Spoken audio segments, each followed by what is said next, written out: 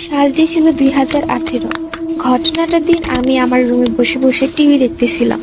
ঘড়িতে রাত প্রায় তখন 9টা বাজে। উল্লেখ্য, আমাদের বাড়িটা একটু নির্জন, আর প্রতিবেশীদের বাড়িও আমাদের বাড়ি থেকে বেশ খানিকটা দূরে দূরে। তো মূল ঘটনায় আসা যাক। সেদিন এক বিশেষ কারণে আমার মা বাবা আমাকে বাসায় একা রেখে আমার খালামণিদের বাসায় গিয়েছিলেন। খালামণিদের বাসা আমাদের বাসা থেকে প্রায় 30 মিনিটের পথ।